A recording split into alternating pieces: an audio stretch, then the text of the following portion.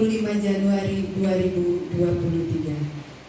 Pembukaan. 2. Menyanyikan lagu Indonesia Raya. 3. Sambutan Kepala SMA Negeri 1 Indralaya Utara. 4. Penyampaian materi. 5. Doa. 6. Penutup. Baiklah Bapak Ibu sekalian, marilah kita buka kegiatan kita pada siang hari ini dengan bersama-sama melepaskan basmalah. Bismillahirrahmanirrahim. Selanjutnya menyanyikan lagu Indonesia Raya. Hadirin dimohon berdiri.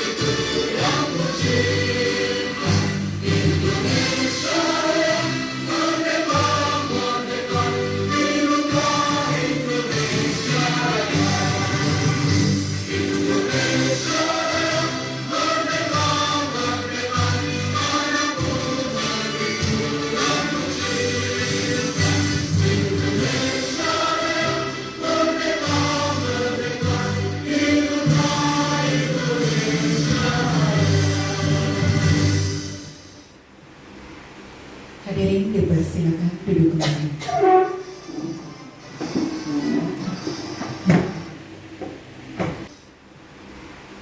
Hadirin dipersilakan duduk kembali.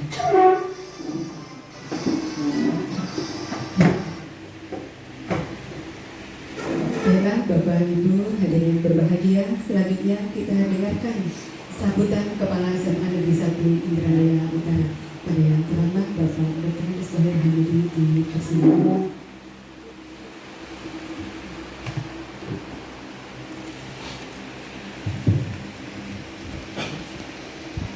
Bismillahirrahmanirrahim. Assalamualaikum warahmatullahi wabarakatuh.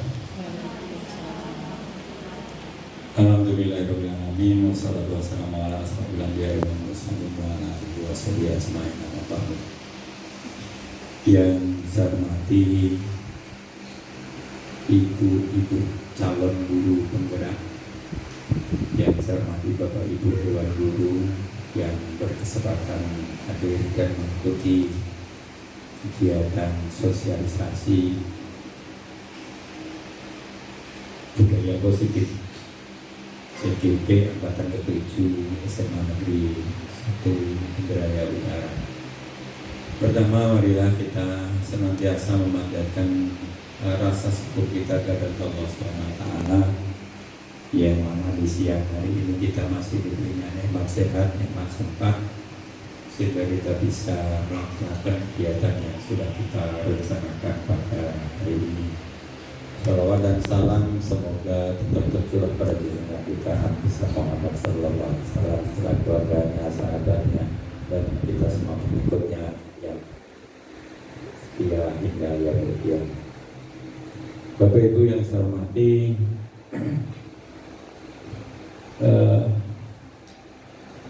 kegiatan guru penggerak ini kegiatan yang panjang. Kenapa panjang? Menurut hemat saya, membuat semacam hal yang baru menjadi kebiasaan, maka membutuhkan waktu yang lama. Karena dalam rangka membiasakan sesuatu yang baru itu tidak bisa dalam waktu yang singkat. Oleh karena itu kegiatan penggerak memerlukan waktu yang lama. Dan kemudian harapannya apa?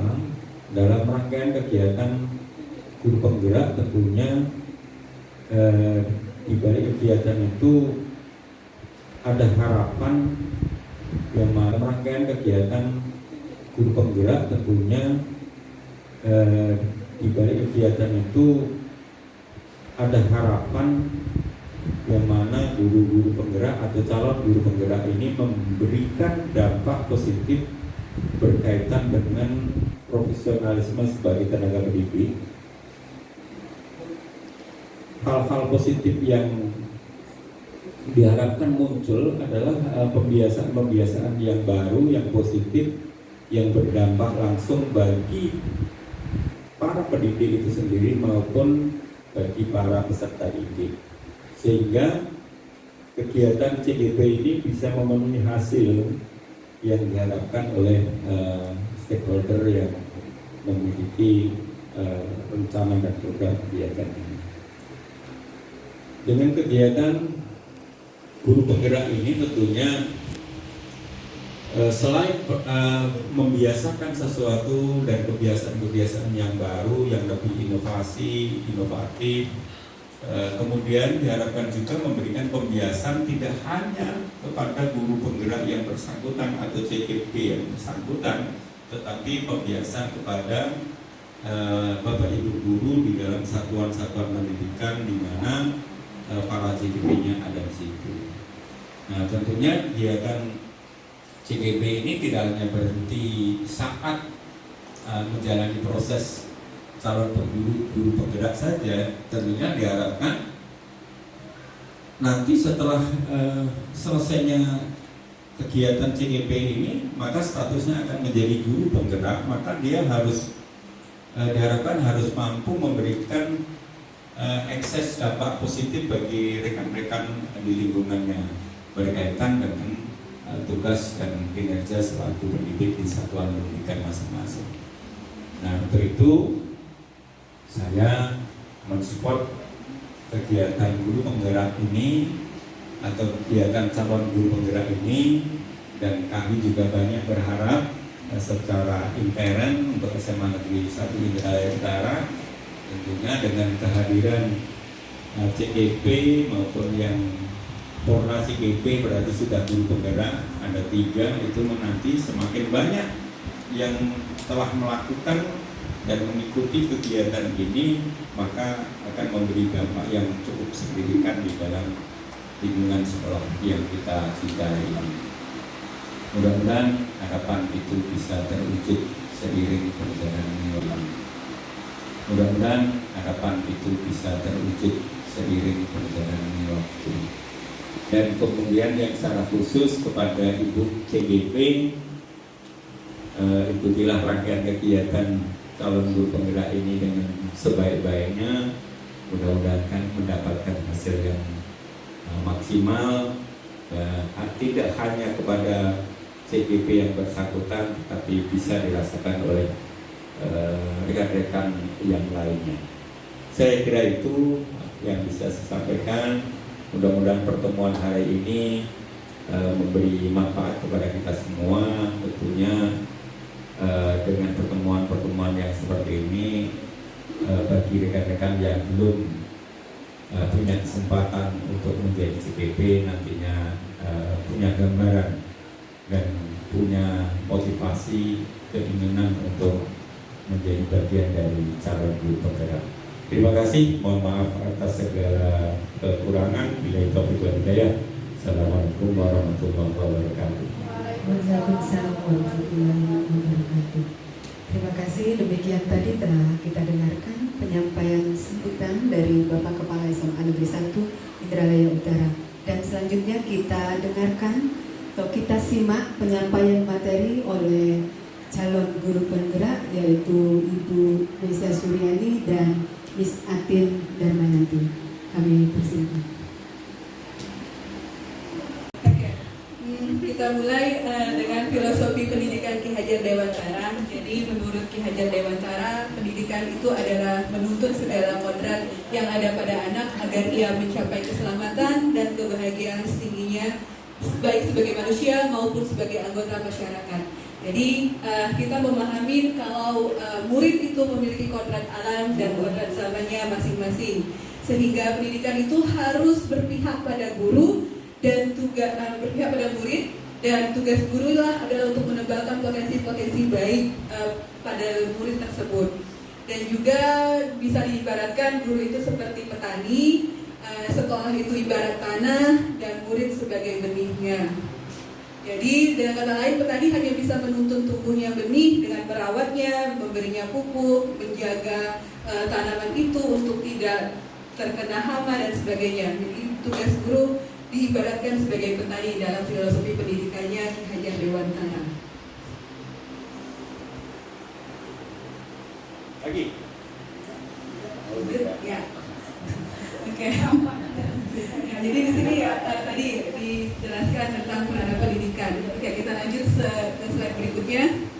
Ya, jadi hari ini kita akan membahas tentang ada 6 hal. Yang pertama nanti tentang perubahan paradigma, stimulus respon teori kontrol, lalu nanti yang kedua arti disiplin dan motivasi perilaku manusia, lalu keyakinan kelas, hukuman dan penghargaan, kebutuhan dasar manusia, posisi kontrol, dan segitiga restitusi.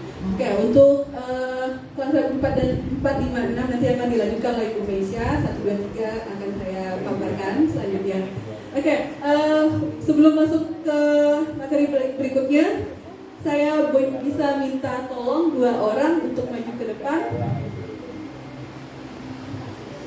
2 orang untuk maju ke depan. Ya, mungkin Husnul boleh? Ya, Husnul sama Dana? Oke, silakan. Coba ada mic, boleh? Nyanyi. Duet? Ya. Oke, sekarang kita akan coba tentang posisi kontrol ya. Siapa nih yang mau menuliskan kata-kata tertentu atau apalah benda berharga bagi kamu? Tulis salah satu.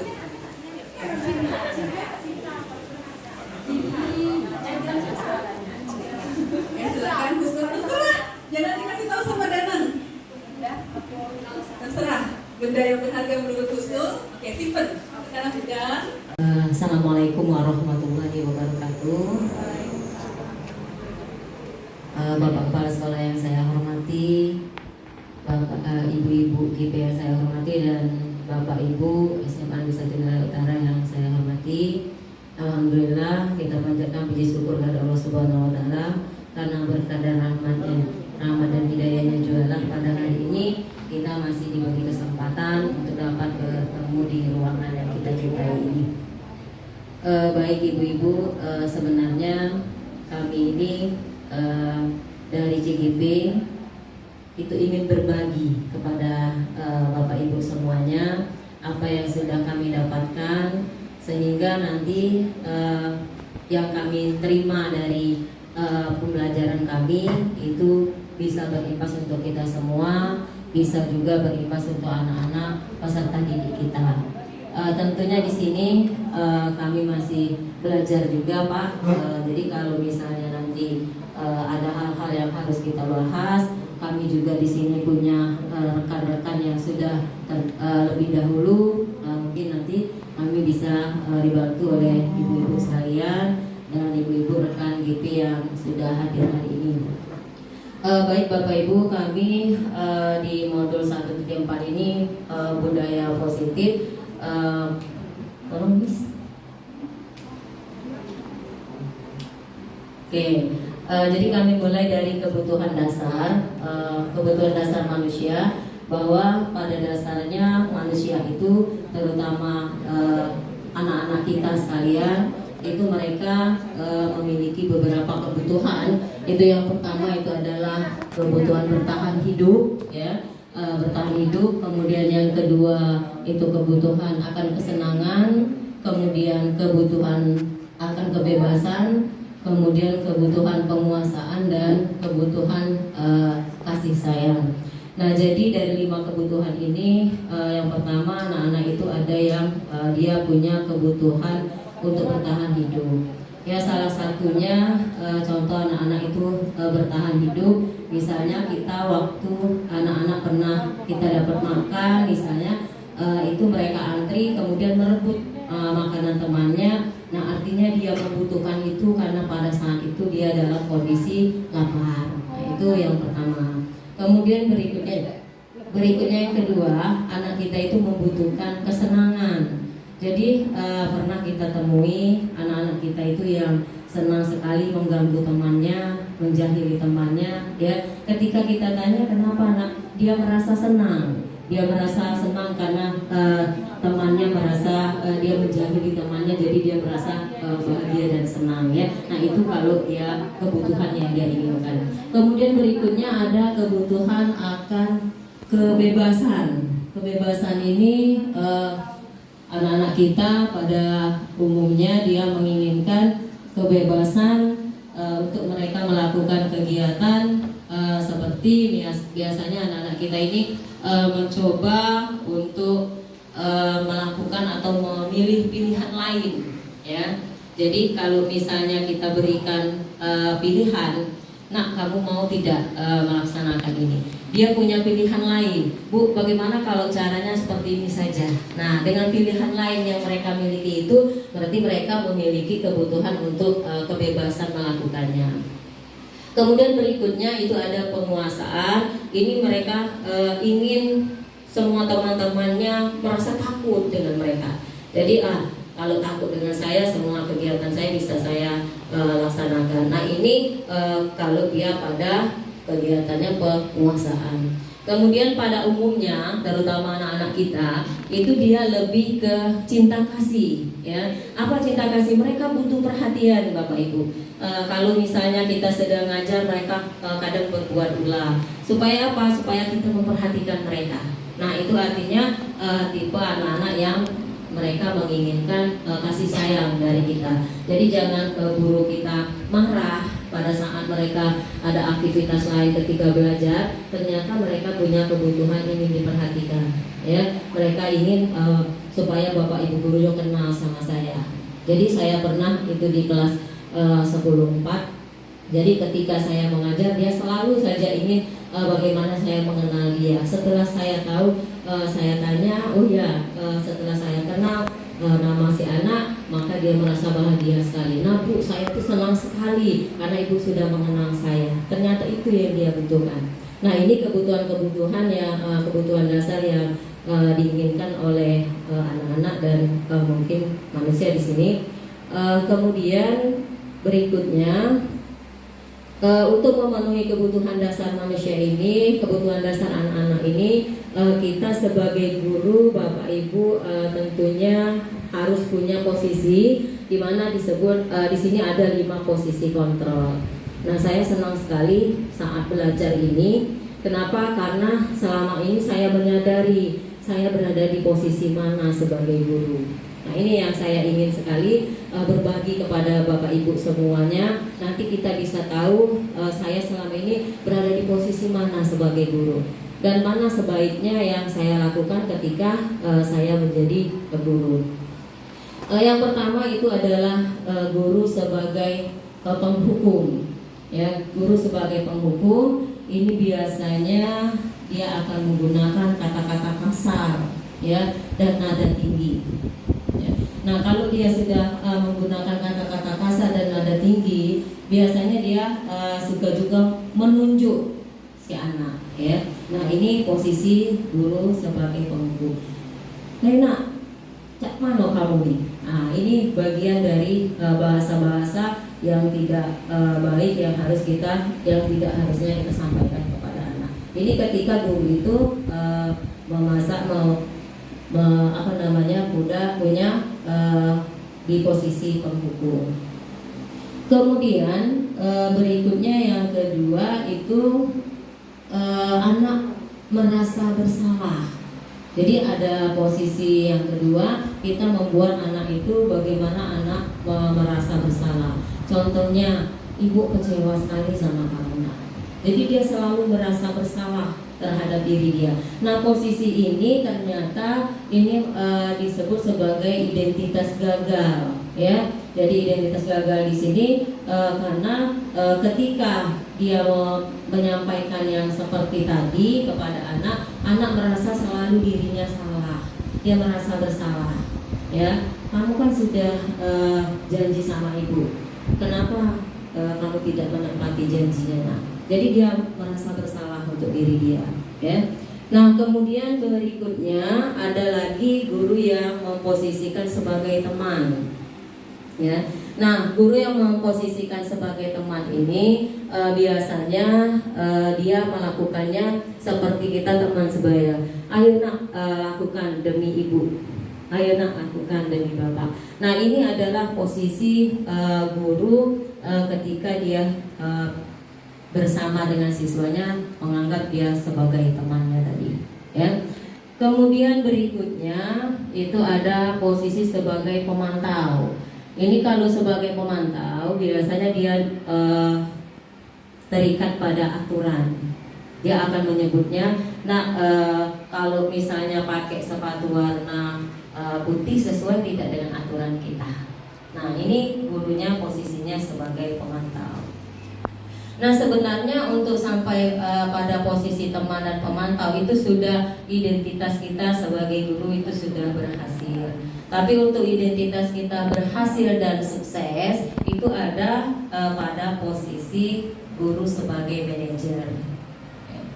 Nah, guru sebagai manajer itu seperti apa, Bapak Ibu? Kita akan mengajukan pertanyaan-pertanyaan kepada anak, di mana anak akan memberikan solusinya dari kesalahan yang sudah dia buat.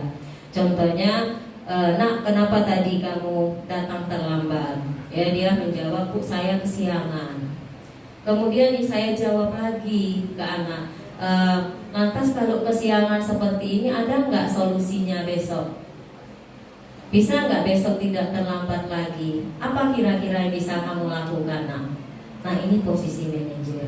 Kemudian anak menjawab, dia berpikir, lantas menjawab, bisa Bu, saya akan hidupkan alarm. Kemudian apa lagi, nak, yang bisa kamu lakukan? Saya minta bantu dengan ibu saya, Bu, untuk dibangunin. Nah, kalau begitu, nak, artinya besok kamu bisa tidak terlambat lagi.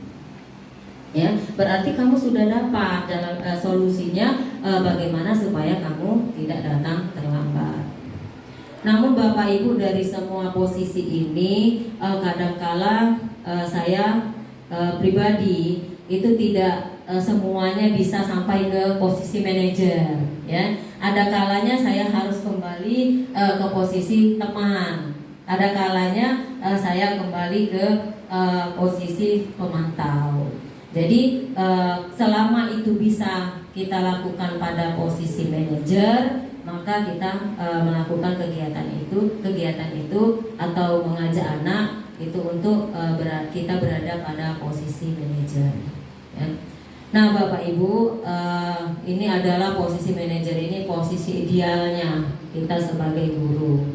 Nah, mudah-mudahan kita semuanya nanti bisa untuk sampai di posisi manajer, karena saya juga selama ini belum sampai Bapak Ibu di posisi manajer, tapi di pemantau. Nah, sekarang saya belajar bagaimana saya bisa sampai di posisi manajer. Walaupun tidak semuanya, semua anak itu bisa kita sampai di posisi itu, ya. Baik Bapak Ibu, untuk berikutnya kami supaya kita enak sharingnya. Ini kami ada beberapa kasus Bapak Ibu, kami mohon bantuannya. Nanti kita akan baca sama-sama kasus ini. Kira-kira pada kasus ini kita Bapak Ibu yang ada di kasus ini berada di posisi apa dan sebabnya apa kira-kira?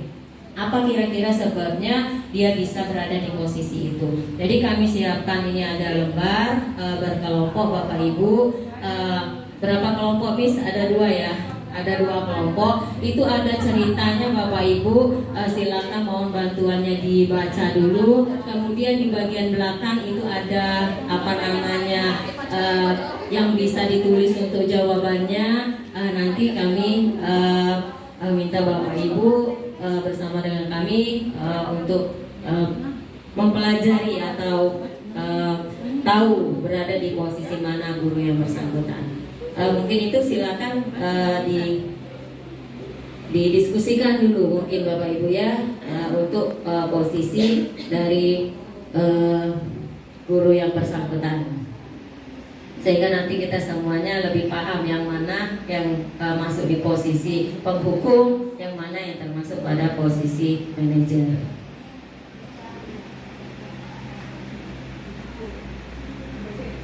Ya, ini kasus satunya itu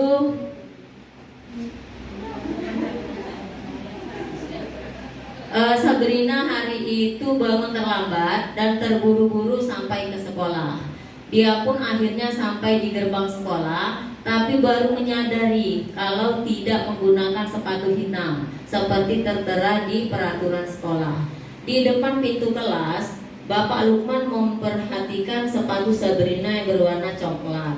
Sabrina berusaha menjelaskan bahwa dia terburu-buru dan salah menggunakan sepatu. Pak Lukman menanyakan Sabrina, apa peraturan sekolah tentang seragam warna sepatu? Sabrina menjawab, sudah mengetahui sepatu harus warna hitam, namun terburu-buru dan salah menggunakan sepatu. Selain tidak mungkin kembali pulang karena rumahnya jauh, Pak Lukman tetap bersikeras pada peraturan yang berlaku dan mengatakan, ya sudah, kamu sudah melanggar peraturan sekolah. Kamu salah, sudah terlambat. Salah pula warna sepatunya. Segera buka sepatumu, kalau tidak bisa mengenakan warna sepatu sesuai dengan peraturan.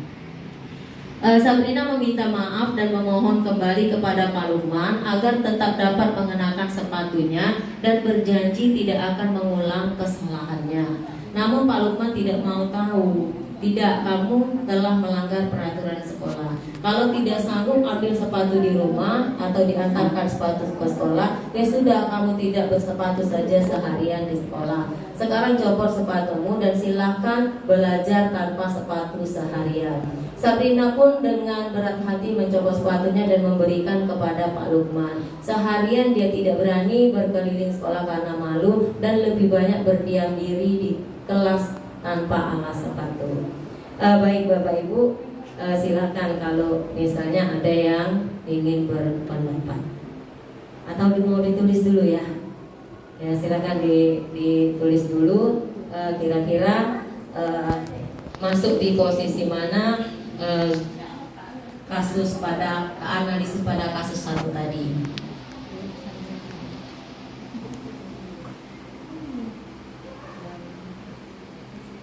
Ya, sikapnya, sikap posisi apakah yang diambil oleh Bapak Lukman, apa indikatornya? Kalau dia berada di posisi misalnya teman, kalimat apa yang menyatakan bahwa Pak Lukman itu berada pada posisi teman?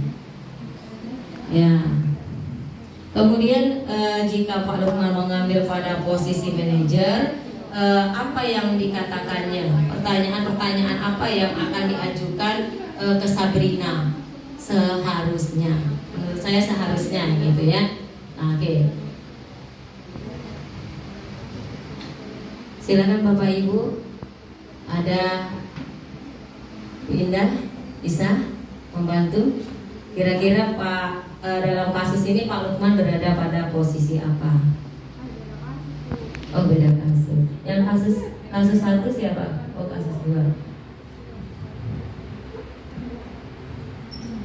Kasus dua.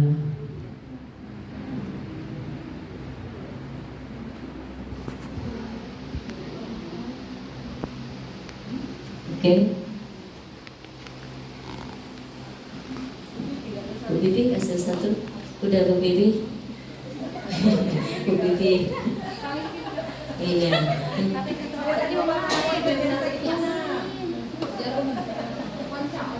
Ya. Kira-kira kalau dia posisinya manajer, Bapak Ibu, apa yang disampaikan oleh Pak Lukman tadi kepada Sabrina tadi, si anak tadi? Ketika anak tadi salah menggunakan sepatunya tadi. Oke. Siapa Bu Yuli bisa Bu Yuli?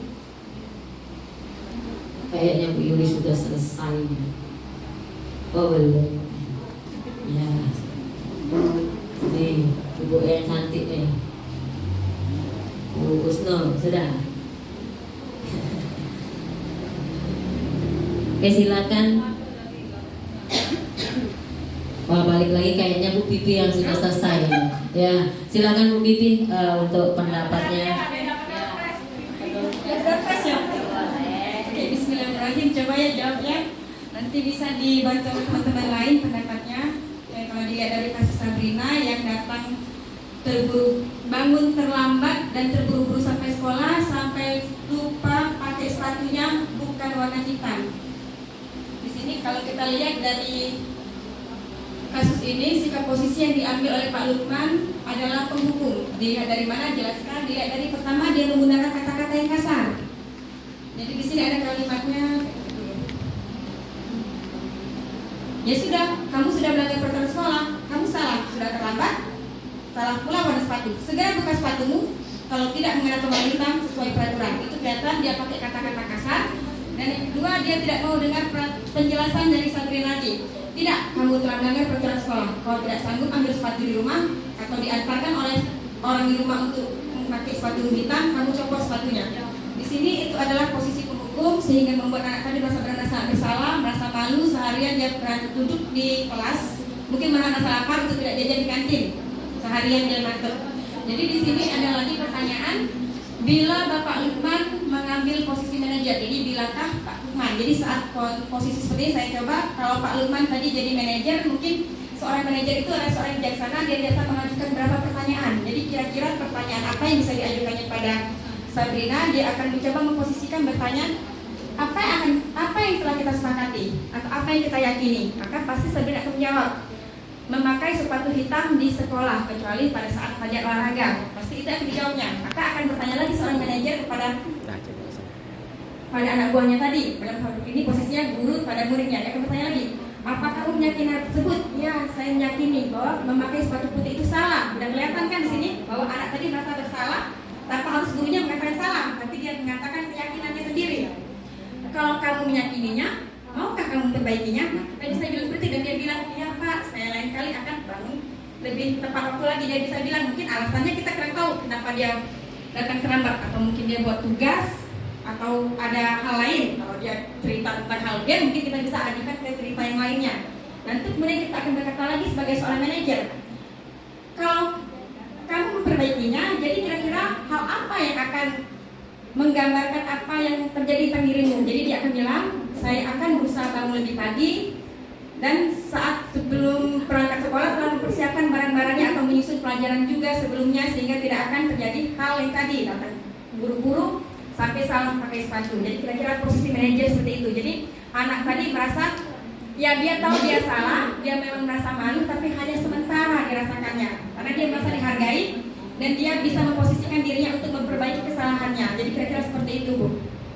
Dan untuk kawan-kawan lain yang pegang kasus satu bisa memberi tanggapan atas apa yang telah saya coba sama teman saya. Terima kasih. Baik, terima kasih Bu Pipi. Beri tepuk tangan dulu Bapak Ibu. Luar biasa sekali Bu Pipi ini ya. Dia sudah menyampaikan pendapatnya tentang kasus Sabrina tadi. Atau ada lagi Bapak Ibu yang mau berpendapat? Kalau tidak ada, tadi Bu Vivi katanya ini berada di posisinya penghukum. Kemudian ketika misalnya menjadi seorang posisinya manajer, dia akan bertanya katanya kepada anak, kok bisa sampai salah sepatu. Kemudian apa solusinya supaya tidak salah sepatu? Mungkin seperti itu tadi ya Bu Bibi ya. Oke, nanti kita coba lihat di mana posisinya ketika kasus pertama ini. Nanti berarti ya diteruskan dulu ke kasus kedua dulu ya. Untuk kasus kedua, yang kasus pertamanya aja dulu, pembahasannya pertama.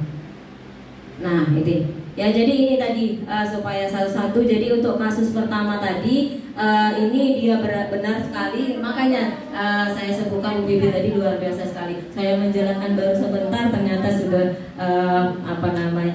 emang senior kami sih. Jadi pertama itu dia memang kamu salah, sudah terlambat, salah pula sepatunya. Kemudian silakan belajar tanpa sepatu seharian. Nah, ini berarti berada pada posisi penghukum.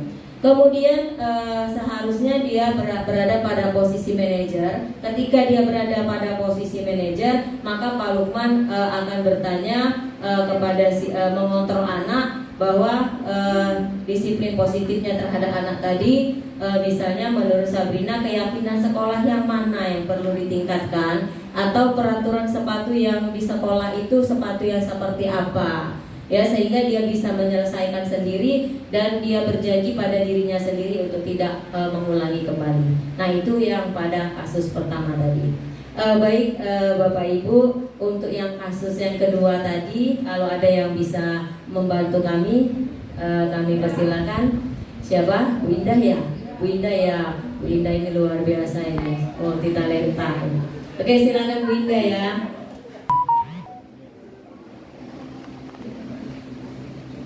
Baiklah, di sini kami akan menjawab. Kalau teman-teman guru yang lain ada yang ingin menambahkan, boleh.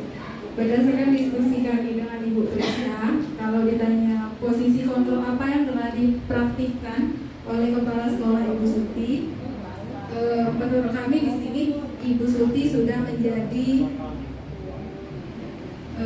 manajer. Terus kalau dalam kasus tersebut bagaimana Dino dikuatkan, bagaimana Anto dikuatkan oleh Ibu Suti. Jadi di sini kan Anto sama Dino ini lagi berkelahi. Terus mereka dipanggil ke ruang kepala sekolah. Jadi Ibu Suti di sini menanyakan kepada Dino, adakah solusi lain selain dari berkelahi? Terus yang akan dikuatkan di sini, jadi ceritanya setelah mereka dipanggil tadi, Ibu Suti meminta solusi kepada Dino. Terus si Anto ini protes kepada Ibu Suti bahwa kancing bajunya lepas 3. Jadi Ibu Suti meminta kepada Dino untuk bertanggung jawab kepada Anto bagaimana caranya supaya kancing baju Anto ini bisa diperbaiki kembali. Yang dikuatkan Ibu Suti kepada Dino di sini, Dino tidak bisa untuk menjahit, sehingga Dino di sini diarahkan kepada Bapak Irfan yang merupakan guru tata busana untuk belajar menjahit kancing baju. Terus yang dikuatkan kepada Anto di sini adalah Anto akan diberikan apa Bu ya? Diberikan uang. Bukan. Tapi diberikan ya. Apa Bu? Kayak janji Bu, janji kepada Anto bahwa nanti kancing bajunya akan diperbaiki oleh Dino. Begitu menurut kami Bu. Baik, terima kasih Bu Indah, luar biasa. Ya, tepuk tangan dulu Bapak Ibu untuk Bu Indah. Ada lagi tadi sepertinya saya lihat Ibu Husnul sedang menulis ya. Nanti Bu Husnul merajuk kalau saya tidak kasih kesempatan sama Bu Lisa ya. Oke, silakan Bu Lisa, Bu Husnul untuk berpendapat. Ya, tidak apa-apa. Ya, atau Ibu Eni mau bantu kami? Silakan Bu Lisa atau Bu Eni. Oh, Malu-malu Bu. malu-malu. Oke, silakan. Bisa? Iya, benar. Iya Pak ya. Tentunya pendapat itu pasti boleh berbeda-beda ya Pak. Oke. Apel pilih mana? Nah, itu pendapatmu.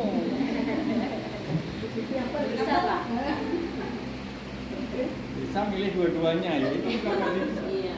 Oke, silakan. Siapa? Cukup ya? Cukup. Tak nyesal nanti. Soalnya tadi nanti dapat door prize dari Bapak Kepala Sekolah. Jalan-jalan ke Bali. Baik Bapak Ibu ya, jadi benar sekali Bu Indah, terima kasih sudah berpendapat. Jadi pada kasus kedua ini dia sudah masuk pada posisi manajer, artinya tadi dia sudah memanggil anak, kemudian dia sudah ini juga nanti masuk pada kegiatan restitusi ya. Tapi kita jelaskan dulu bahwa di posisi manajer ini Ibu Suti sudah melakukan menstabilkan identitasnya dulu. Jadi Ibu Suti sudah menguatkan anak bahwa misalnya tidak ada anak itu yang tidak membuat kesalahan, pasti ada berbuat kesalahan ya. Nah, tapi bagaimana cara kita untuk memperbaiki? Kemudian dia sudah menyelesaikan meminta tanggung jawab si anak tadi, bahwa anak berjanji untuk tidak melakukan lagi, kemudian memperbaiki kesalahannya, kemudian kancingnya juga tadi dia siap untuk memperbaiki. Nah, ini adalah posisi kita ketika kita berada pada posisi manajer. Mungkin itu untuk kegiatan di posisi kontrol guru ya Bapak Ibu. Kami berharap nanti setelah kegiatan kita ini kita semuanya bisa berada pada posisi manajer dan anak-anak kita juga bisa mendukung untuk posisi itu. Kemudian berikutnya itu ada satu lagi Bapak Ibu, ada namanya restitusi. Jadi apa itu restitusi? Dari kegiatan yang kita lakukan tadi, dari posisi guru yang kita lakukan tadi, itu bagaimana tujuannya kita mengembalikan si anak, itu menciptakan kondisi anak, memperbaikinya sehingga mereka bisa kembali dengan karakter yang lebih kuat. Jadi dia restitusi ini ada restitusi ini ada ciri-cirinya. Itu yang pertama, bukan menebus kesalahannya, tapi anak akan belajar dari kesalahannya. Contohnya kemarin itu ada yang anaknya topinya salah. Jadi saya ambil, ketika saya tanyakan ke anak, "Nak, kira-kira ibu mengambil topi kamu ini akibatnya apa untuk teman-temannya yang lain?" Terus dia ngomong, "Ya Bu, nanti ditiru Bu topi saya." Nah, itu tahu. Jadi artinya akibat dari yang kamu lakukan itu bisa berimbas untuk orang lain yang tidak baik. Nah, ini jadi dia akan belajar dari kesalahannya, bukan untuk menebus kesalahannya. Kemudian yang kedua, dia akan memperbaiki hubungan. Jadi memperbaiki hubungan dengan sesama mereka yang misalnya sudah terjadi konflik. Kemudian ini tawaran, bukan paksaan. Contohnya pada kasus 2 tadi itu tawaran. Bagaimana Nak, kamu siap tidak untuk memperbaiki kancing bajunya? Ya, jadi ketika anak menyatakan siap, dia bukan berupa paksaan, tapi dengan kesadaran dia akan melakukannya, dengan kesadaran diri. Kemudian berikutnya restitusi menuntun untuk melihat dari dalam diri. Sebenarnya anak ini kebaikan-kebaikan anak itu harus kita pelajari sehingga anak itu tahu bahwa di dalam dirinya punya potensi apa. Kemudian restitusi mencari kebutuhan dasar yang mendasari tindakannya. Jadi kebutuhan dasar anak ini apa, kok bisa ya anak ini seperti ini? Pasti ada sebabnya semua. Kemudian restitusi diri, cara yang paling baik, restitusi fokus pada karakter bukan tindakan. Jadi kita memperbaiki karakternya, itu yang penting. Berikutnya restitusi itu fokus pada solusinya Bapak Ibu. Jadi yang kita butuhkan itu bukan siapa yang salah, apa sebabnya, tapi bagaimana si anak itu bisa mencari solusi dari kesalahannya. Kemudian restitusi mengembalikan murid yang berbuat salah itu pada kodratnya atau kembali kepada yang lebih baik. Jadi kalau misalnya si anak tadi berbuat salah, maka mungkin dia tidak akan mengulangi lagi kesalahannya. Nah itu. Kemudian berikutnya ini ada segitiga restitusi. Nah segitiga restitusi ini itu ada dibuat seperti ini, Bapak Ibu. Ini ada validasi tindakan yang salah, kemudian menstabilkan identitas, kemudian menanyakan keyakinan. Jadi ketika ada anak yang bermasalah untuk kita, maka segitiga restitusi ini bisa kita jadikan penguat untuk kita dapat menyelesaikan permasalahannya. Jadi yang pertama itu kita stabilkan dulu identitasnya. Bagaimana Bapak Ibu? Misalnya berbuat salah itu adalah manusiawi. Tidak ada manusia yang sempurna. Pasti Bapak Ibu juga pernah berbuat salah. Itu cara menstabilkan identitas anak sehingga anak tadi tidak merasa takut. Kemudian dia akan menyampaikan permasalahan yang sebenarnya. Kemudian kita pasti bisa menyelesaikan permasalahan ini, nah.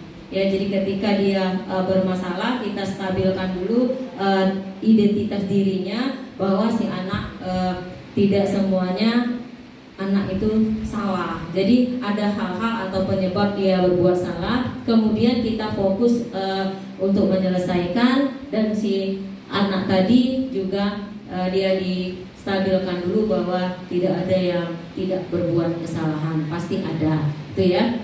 Kemudian berikutnya baru kita validasi tindakan yang salah. Apa nak yang salah? Kamu bisa saja kan melakukan hal yang lebih buruk, tapi ternyata kamu tidak lakukan. Padahal yang dia lakukan itu sudah tidak baik, ya. Tetapi kita untuk memvalidasi tindakannya bahwa hal buruk itu bisa kamu lakukan, tapi tidak kamu lakukan. Kemudian kamu pasti punya alasan kenapa kamu melakukannya tadi, sehingga anak bercerita. Ini Bu alasannya, saya tadi cuma bermain saja, ya. Nah dia memberi alasan cuma bermain saja, bukan disengajanya melakukan itu tadi, sehingga kita tahu oh ini penyebab dari yang dilakukan anak. Kemudian kita menanyakan, maukah kamu belajar cara lain untuk dapat mendapatkan yang kamu butuhkan tanpa harus memukul. Nah, ketika seorang anak berkelahi, kemudian setelah distabilkan, kita tahu penyebabnya apa, baru kemudian si anak tadi belajar bagaimana supaya dia tidak melakukannya lagi. Jadi anak yang menemui kita itu dia tidak merasa takut dan dia mau menceritakan permasalahannya, sehingga kita bisa mencarikan jalan solusi, jalan keluarnya, begitu. Kemudian berikutnya kita menanyakan keyakinan kelas. Tadi sudah dijelaskan Miss ya. Jadi keyakinan kelas ini apa nilai yang kita percaya di kelas di kelas kita. Kemudian nilai-nilai pasal apa yang telah kita sepakati di kelas. Nah ini kamu ingin, misalnya kamu ingin jadi anak seperti apa? Nah kamu punya cita-cita kan? Nah ini ketika kita menanyakan keyakinan kelasnya. Kemudian yang kamu rasakan setelah kamu melakukan ini, kamu menyesal atau tidak? Ya, nah akhirnya nanti ketika kita sudah menanyakan keyakinan kepada anak, maka si anak nanti merasa bahwa oh iya ini adalah keyakinan kelas yang telah kami sepakati yang saya langgar. Maka saya akan memperbaikinya kembali. Nah seperti itu Bapak Ibu, ini segitiga restitusi yang biasa dipakai untuk menyelesaikan permasalahan anak. Jadi ada teorinya, cara kita menyelesaikannya, sehingga kita tahu ini loh yang harus saya kerjakan, ini yang harus saya lakukan ketika anak saya mengalami permasalahan. Bapak Ibu, mungkin ini lebih dari kami kira mungkin ini yang bisa kami sampaikan ya. mohon maaf Bapak Ibu, sekali lagi kami juga masih dalam kondisi belajar. Mudah-mudahan yang kami sampaikan ini bisa berimbas dan jelas yang kami inginkan, apa yang kami dapatkan juga didapat oleh Bapak Ibu semuanya. Selanjutnya kalau misalnya ada yang mau ditanyakan, waktu dan tempat kami persilakan. Ya, atau ada yang mau memberikan pendapat untuk kami perbaiki.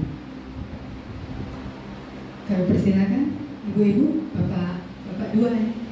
Yang lain ibu-ibu semua. Bapak dua ibu-ibu semua ya. Silakan yang mau komen, ada pertanyaan, ada pendapat mungkin. Aku ingin ada. Bagaimana? Cukup ya? Cukup kan? Atau ke sini. Mana yang anu tadi, setuju enggak yang punya pendapat kasus tadi? Iya. Iya. Silakan Bapak Ibu. Yang pendapat. Enggak ya? Iya. Kasus 2 tadi ya Pak? Setuju? Iya. Ngeci balak kan. Iya, padahal nggak setuju. Maksud saya setuju itu dari apa yang kamu tuangkan itu, kemudian ditanggapi oleh CGP ini sama dengan kendakmu. Ngeci balak. Padahal di kanan kiri itu tanda indikasi bahwa dia kurang sependapat. Tadi sebenarnya Pak dengar jawabannya Pak. Iya.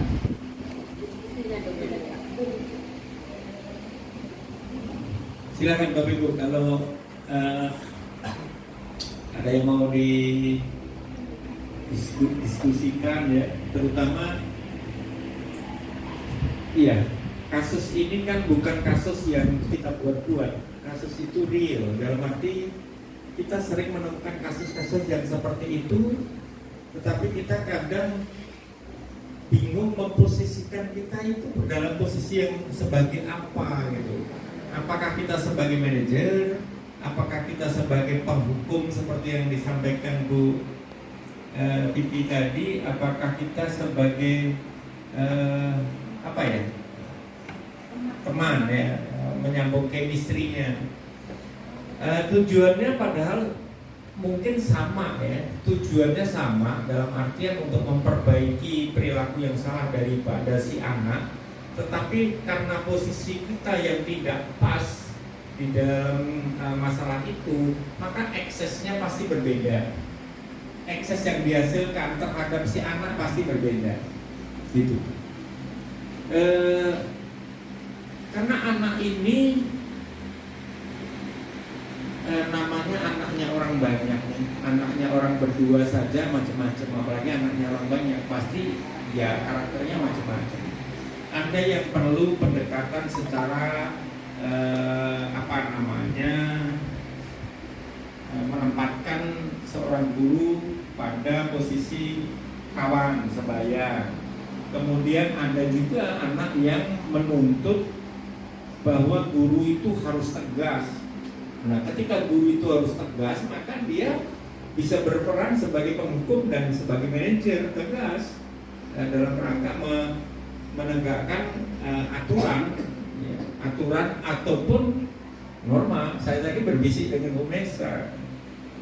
Kalau norma itu dalam ilmu sosiologi, human sosiologi, itu norma itu ada yang disebut dengan norma tertulis, dengan ada norma yang tidak tertulis, yang disepakati dan dipegang erat, dipegang teguh oleh masyarakat. Nah, nanti identitas secara antropologinya itu akan berbeda sebutannya, kan gitu. Jadi kalau kita bicara tentang karakter anak, maka kita banyak kajian ilmu yang bisa menjadikan atau kita jadikan rujukan untuk lebih memahami kepada karakter-karakter si anak itu. Karena dalam penanganan kasus, ketika kita semuanya pukul sama dengan cara dan metode yang sama, maka itu sudah efektivitasnya juga akan jauh. Jadi kita harus tepat hukum atau sanksi lah, atau berikanlah sanksi kepada anak sesuai dengan bobot pelanggaran yang ia lakukan. Ketika sanksinya terlalu berat dibandingkan dengan pelanggaran yang dia lakukan, maka tidak justru memperkuat daripada aturan yang sedang kita jalankan, justru akan membuat pelemahan di dalam aturan yang sedang kita jalankan. Maka aturan yang baik atau norma yang baik itu ketika norma itu memiliki sanksi yang sepadan, sanksi yang pas gitu. Jangan melanggar gara-gara cuman sepatu, tetapi sanksinya kayak dia bolos tanpa izin selama 1 minggu, kan beda. Jadi ada klarifikasi. Maka saya pernah membuat untuk penyeimbang dan lebih asas adil, saya pernah membuat kredit poin terhadap pelanggaran aturan tata tertib siswa, dan itu efektif dan itu disepakati oleh seluruh siswa dan diketahui oleh orang tua. Maka pelanggaran-pelanggaran yang levelnya sepadan, maka kredit poinnya juga sepadan. Nah, ketika pelanggarannya itu sangat keras dan berdampak seperti yang disampaikan oleh Umi Sadani, memberi dampak kepada yang lain, maka kredit pelanggarannya akan nominalnya akan menjadi besar. Nah, pada jumlah nominal tertentu yang sudah disepakati oleh sekolah dengan orang tua wali siswa melalui perwakilannya, maka sekolah bisa dan punya hak untuk mengambil keputusan yang paling keras, yaitu memberhentikan si siswa. Itu ada tahapannya gitu. Jadi saya pikir belajar memecahkan dan menangani kasus itu adalah hal yang sangat penting bagi Bapak Ibu guru, karena Bapak Ibu guru berposisi sebagai manusia yang dewasa yang mampu berpikir dengan baik di antara anak-anak yang perlu pendampingan di dalam rangka pemahaman terhadap aturan-aturan yang harus mereka pahami, baik itu aturan yang lebih kita kedepankan adalah aturan yang ada di sekolah, maupun pada rujukannya nanti anak-anak juga harus patuh dan mengerti tentang peraturan dan perundangan yang berlaku di dalam masyarakat. Sama contohnya itu tadi, kenapa orang naik sepeda motor harus menggunakan helm? Itu kan bukan ranah kita, gitu, bukan ranah Bapak Ibu guru, tetapi itulah yang diharapkan dengan pembelajaran yang disampaikan Bapak Ibu guru berkaitan dengan pemahaman anak-anak dengan aturan, maka anak mengerti juga aturan yang berada di lingkungan hidup mereka. Itu saya kira itu Bu tanggapan saya, karena ini dari tadi saya berpikir kok snacknya tidak ditawar-tawari, jadi belum ada yang berani buka. Saya pun sudah saya buka tapi belum, cuma saya intip gitu. MC-nya nggak nawari Bu. Ya, jadi ada Bu. Nah, si Lisa sama udah kebagian gitu ya. Ya. Saya kira itu. Terima kasih untuk waktu dan ilmunya Bu CGP, Bu Maisa, Bu Agustin. Kemudian saya kemarin berpesan ke penggerak itu kan Bu Eka, Bu Wipi, Bu mana, Bu Reni, itu jangan sungkan untuk memberikan masukan kepada CGP siapapun itu, karena orang lebih muda usianya, ketika dia sudah duluan melewati itu, maka dia punya cerita untuk itu. Orang tua yang belum pernah naik haji, jangan pernah berharap dia akan bercerita tentang bagaimana dan apa yang harus diperlukan dalam rangka naik haji. Tapi tanyalah anak muda yang pernah naik haji, karena dia punya pengalaman itu. You understood? Yes. Assalamualaikum Bu Agustin, aku bahasa Inggris sedikit. Iya kan gitu ya. Saya sama dengan tamu Pak Ben kemarin, saya tidak nyangka kalau itu murid saya, wakilnya SMK Sumbawa. Kamu belajar dengan orang yang tepat. Kenapa tepat? Karena orang kita banyak yang belajar pada orang yang tidak tepat. Saya mengatakannya sederhana banget. Seseorang itu pengen pintar buat bakso, tetapi dia salah alamat. Dia belajarnya dengan tukang tekwan. Maka bakso yang dihasilkan enak-enak, tapi rasa tekwan gitu. Enak, bisa dimakan, bisa gitu. Nah itulah Bapak Ibu Bibi ya. Jadi analogi-analogi yang seperti itu kan sebenarnya menarik bagi anak-anak. Dan itu kadang memposisikan ketika kita sebagai guru, posisinya ke dalam 3 level yang disebutkan tadi. Dia selaku manajer, dia selaku penghukum, dan dia selaku teman. Guru yang baik itu, ketika 3 level itu menyatu di dalam diri guru dan bisa mengkolaborasikan 3-tiganya, maka guru itu pasti luar biasa. Luar biasa. Bukan biasa di luar, tapi luar biasa.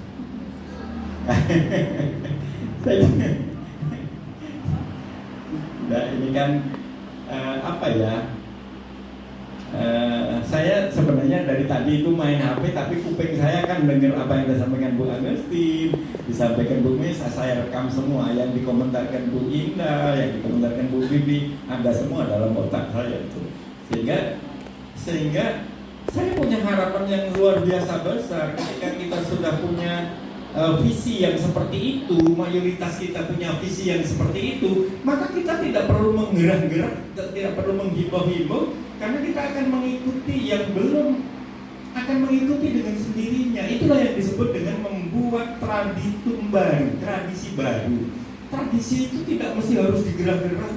Tradisi itu ketika mayoritas itu sudah melakukan itu, maka yang minoritas mau tidak mau, suka atau tidak suka, dia akan mengikuti itu. Itulah yang disebut dengan tradisi. Tradisi kan berawal dari kebiasaan. Kebiasaan yang dilakukan terus-menerus, dia akan menjadi tradisi.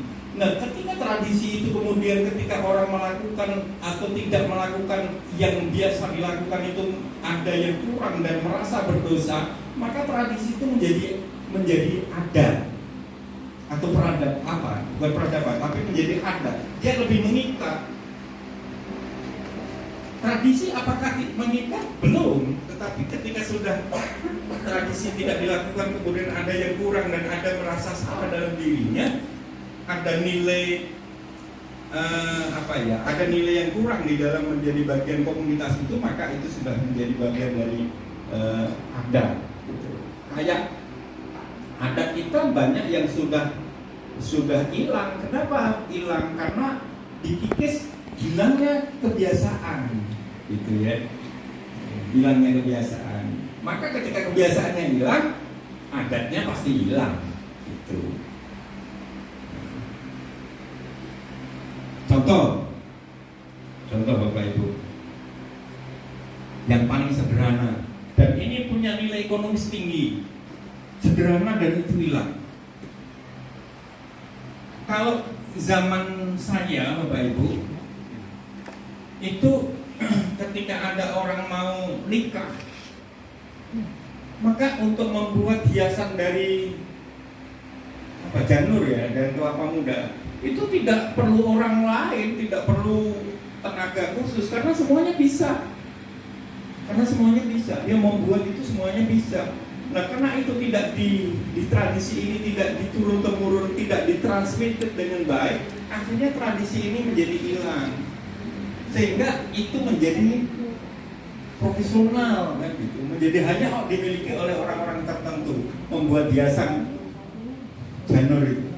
Kalau dulu pasti bisa, semuanya bisa gitu. Karena semuanya dikerjakan secara gotong royong, sambil bekerja, sambil belajar, kan gitu.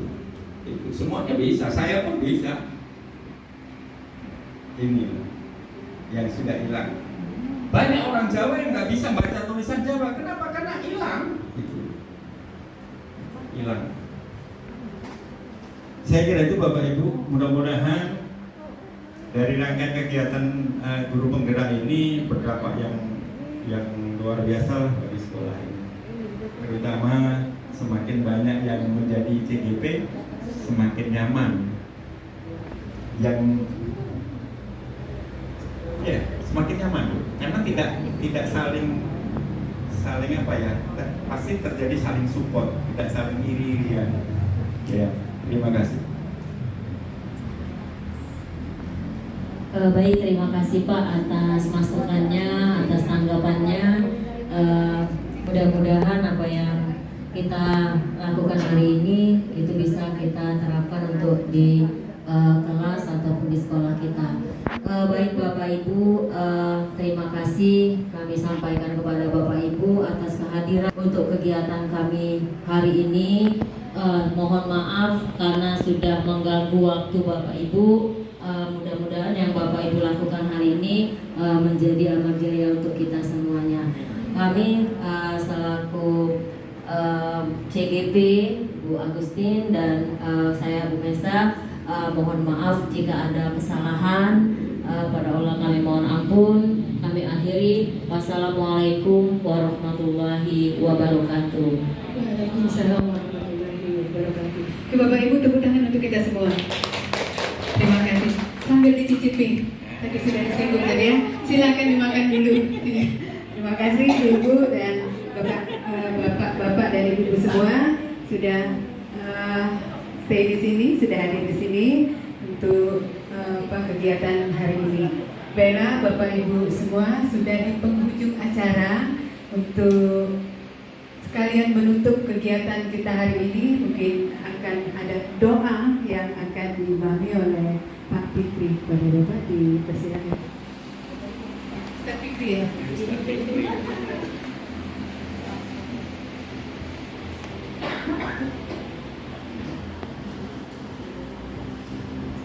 Assalamualaikum warahmatullahi wabarakatuh. Ya Allah, Nabi Muhammad sallallahu alaihi wasallam. Al-Fatihah. A'udzu billahi minasyaitonir rajim. Bismillahirrahmanirrahim. Alhamdulillahi rabbil alamin arrahmanir rahim maliki yaumiddin. Iyyaka na'budu wa iyyaka nasta'in. Ihdinas siratal mustaqim siratal ladzina an'amta 'alaihim ghairil maghdubi 'alaihim waladdallin. Amin amin ya rabbal alamin. A'udzu billahi minasyaitonir rajim. Bismillahirrahmanirrahim. Alhamdulillahi rabbil alamin. Hamdan yu'affi ni'amahu wa yukafi'u mazidah. Ya Rabbana lakal hamdu kama yanbaghi li jalali wajhikal karim wa 'azimi sultanik. Allahumma shalli wa sallim ala sayyidina Muhammad wa ala ali sayyidina Muhammad. Allahumma ighfir lana wa li walidina warhamhum kama rabbawna shighara. ولجميع المسلمين والمسلمات والمؤمنين والمؤمنات برحمتك يا ارحم الراحمين. اللهم انا نسالك سلامة في الدين والدنيا والاخره وعافية في الجسد وزيادة في العمر وبركة في الرزق وتوبة قبل الموت ورحمة عند الموت ومغفرة بعد الموت. اللهم حول علينا في شكرات الموت والنجاة من النار والعفو عند الحساب. ربنا لا تزغ قلوبنا بعد إذ هديتنا وهب لنا من لدنك رحمة إنك أنت الوهاب.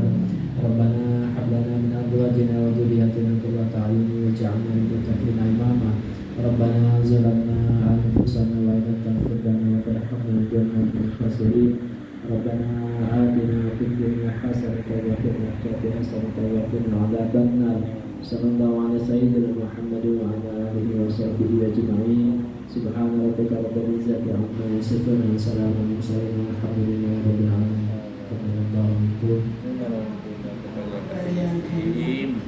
Terima kasih. Demikian tadi doa yang sudah dipimpin oleh Ustaz Fikri ya. Dan selanjutnya dengan berakhirnya doa tadi maka berakhir pula rangkaian kegiatan kita pada siang hari ini. Kami mohon maaf. Terima kasih untuk segala perhatiannya. Billahi taufiq wal hidayah. Wassalamualaikum warahmatullahi wabarakatuh.